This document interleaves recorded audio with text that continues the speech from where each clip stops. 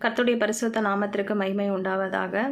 கர்த்தருடைய பெரிதான கிருபையினால் பரலோக தேவ தரிசனம் ஜெபத்தில் கலந்து கொண்ட உங்கள் ஒவ்வொருவரையும் கர்த்தர் ஆசீர்வதிக்கும்படியாக கர்த்தருடைய பெரிதான கிருபை நம்மளோடு இருந்து இந்த செப்டம்பர் மாதம் முழுவதும் நடத்தும்படியாக நம் தேவைகளை கர்த்தர் சந்திக்கும்படியாக நம்மை வாளாக்காமல் தலையாக்கும்படியாக கீழாக்காமல் மேலாக்கும்படியாக நம்மளுக்கு விரோதமாக எழும்பி நிற்கிற எல்லா பலவான்களையும் இந்த மாதத்தில் கர்த்தர் நிர்மூலமாக்கும்படியாக கர்த்தருடைய பெரிதான பாதுகாப்பு, அவருடைய வெளியேறப்பெற்ற ஆசீர்வாதம் நம் குடும்பங்களிலே தங்கி ஒவ்வொரு நாளும் சமாதானமாய் நடத்தும்படியாக கர்த்தருடைய பாதத்திலே ஒவ்வொரு நாளும் அமர்ந்து அவருடைய வார்த்தையை வைத்து நாம் ஜெபிக்கிற வேளையில் கர்த்தர் அப்படியே செய்து நம்மை பிரகாசிக்க பண்ணும்படியாக பரலோக ராஜ்யத்திற்கு குடும்பமாக தகுதி செய்யும்படியாக கர்த்தர் நம்மளுக்கு இந்த நாளில் கிருபை தருவாராக. கர்த்தருடைய நாம மகிமைப்படட்டும். 1ஆம் தேதி ஆபிரகாமை குறித்து பார்த்தோம். நேற்று 2ஆம் தேதி ஆகாரை குறித்து பார்த்தோம். இன்று 3ஆம் தேதியிலும் ஆபிரகாமுடைய வேலைக்காரன் ஈசாக்குக்கு பெண் பார்க்க போனதை குறித்து நாம் வேதத்திலே நாம் வாசிக்கிறோம். எலும்பி பிரகாசி, உன் ஒளி வந்தது, கர்த்தருடைய மகிமை உன்மேல் உதித்தது என்ற வார்த்தையின்படி ஆபிரகாமினுடைய வேலைக்காரன் தன் எஜமானுடைய வார்த்தைக்கு கீழ்ப்படிந்து ஈசாக்குக்கு பெண் பார்க்க போனதை குறித்து நாம் பார்க்கிறோம். நம்மளுடைய தனிப்பட்ட வாழ்க்கையிலும் குடும்பத்திலும் நாம் வேலை செய்கிற எஜமான்களுக்கு நாம் கீழ்ப்படுகிறோமா? கர்த்தருடைய பிள்ளைகள் என்கிற நாமத்தை தரித்து கொண்டிருக்கிற நாம் ஒவ்வொருவரும் இதை சிந்திப்போமாக.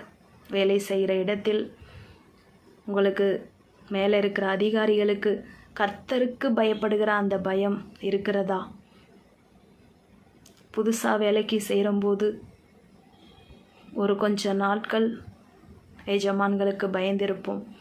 ஒரு 5 வருடமோ 10 வருடமோ ஆனதுக்கு பின்பாக அதே பயம் இருக்கிறதா? பிரியமானவர்களே, நாம் கொஞ்சம் யோசித்து பார்ப்போம்.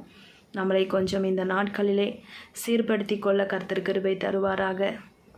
வேலை ஸ்தலத்தில் கர்த்தர் உங்கள் பெயரை மகிமைப்படுத்தும்படியாக, கர்த்தருடைய நாமம் நம்மளுக்குள் மகிமைப்படும்படியாக, புறஜாதிகள் மத்தியில் நம்மை கர்த்தர் அவர்களுக்கு முன்பாக நாம் தலையை உயர்த்தும்படியாக உதவி செய்ய வல்லவராய் இருக்கிறார்.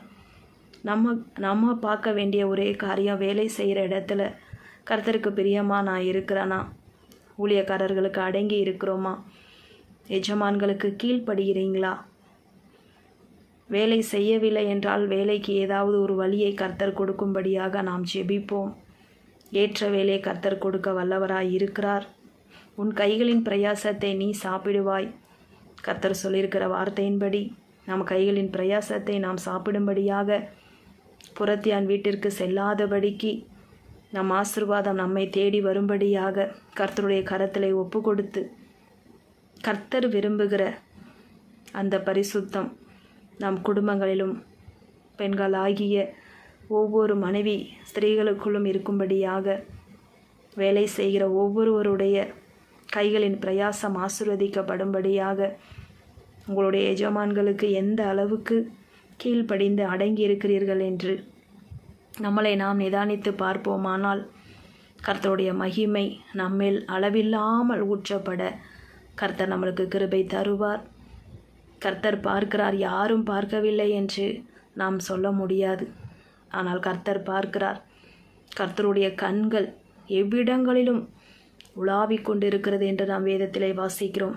ஏசாயா 60:1 எலும்பி பிரகாசி, உன் ஒளி வந்தது, கர்த்தருடைய மகிமை உன்மேல் உதித்தது என்ற வார்த்தையின்படி நம்மேல் கர்த்தர் உதிக்கும்படியாக இந்த செப்டம்பர் மாதம் எதிலெல்லாம் நம்ம சீர்பொருந்த வேண்டுமோ, குடும்பத்தில் கணவன் மனைவி பிள்ளைகள் வேலை ஸ்தலங்களில் கர்த்தர் நம்மளுக்கு ஒரு மறுரூபத்தை கொடுத்து அவருடைய ஆசீர்வாதத்தை பெற்றுக்கொள்ள குடும்பமாக பரலோக ராஜ்யத்திற்குள் தகுதியாக கர்த்தர் நம்மளுக்கு இந்த நாளிலே கிருபை தரும்படியாக அவரை நோக்கி நாம் பார்ப்போம்.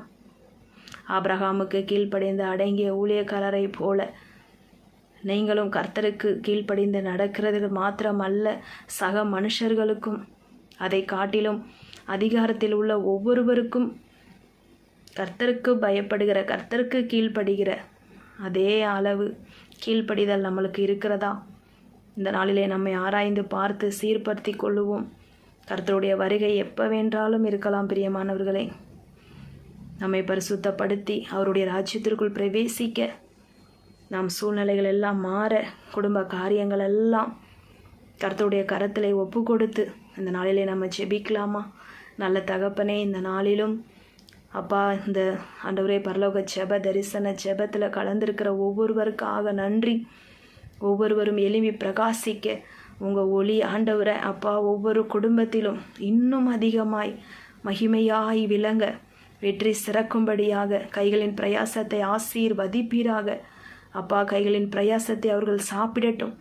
நீயோ அநேக ஜாதிகளுக்கு கடன் கொடுப்பாய், நீயோ கடன் வாங்காதிருப்பாய் என்று சொன்ன வார்த்தையின்படி ஆண்டவரை கடன் கொடுக்கிற ஆண்டவரே கரங்களாக மாற்றுங்க ஐயா. கடன் வாங்காதபடிக்கு எல்லா தரித்திரத்தையும் என் தேவன் ஆண்டவரை நீர் ஐஸ்வர்யமாய் மாற்ற வல்லவராய் இருக்கிறீர்கள் அப்பனே. இந்த நாளிலும் ஆண்டவரை வேலை ஸ்தலங்களில் ஆண்டவரே அதிகாரிகளுக்கு பயப்பட வேண்டிய அந்த பயம் ஒவ்வொருவருக்கும் உண்டாக கட்டளை கொடுக்கிறேன் இயேசுவின் நாமத்தினால். உங்கள் மகிமை ஆண்டவரை வெளியரங்கம் ஆகட்டும். இதுவரைக்கும் எதனா குறைவுகள் இருக்குமானால் ஆவியானவர் குறை தயவாய் மன்னித்து அப்பா அவர்களுக்கு வேண்டிய கிருபை தந்து நடத்துங்க. ஒவ்வொருவரையும் ஆசீர்வதிங்க. உங்கள் கரத்தில் ஒப்பு கொடுக்குறேன். பெரிய காரியங்களை செய்யுங்க. குடும்பங்களில் ஆவியானவர் அசைவாடுங்க. குடும்பமாய் உம்முடைய வருகைக்கு ஆயத்தப்பட ஒப்பு கொடுக்குறோம் இயேசுவின் நாமத்தில் பிதாவே, ஆமென். God bless you. கர்த்தர் அப்படியே உங்களை ஆசீர்வதிப்பாராக. கைகளின் பிரயாசத்தை ஆசீர்வதித்து அநேகருக்கு கொடுக்கிறவர்களாக கர்த்தர் உங்களை உயர்த்தும்படியாக நான் ஜெபிக்கிறேன். தொடர்ந்து எங்களுக்காகவும் ஜெபம் பண்ண கொள்ளுங்க. எங்கள் ஊழியங்களுக்காக ஜெபிங்க. கர்த்தர் உங்களை ஆசீர்வதிக்கட்டும். ஆமென்.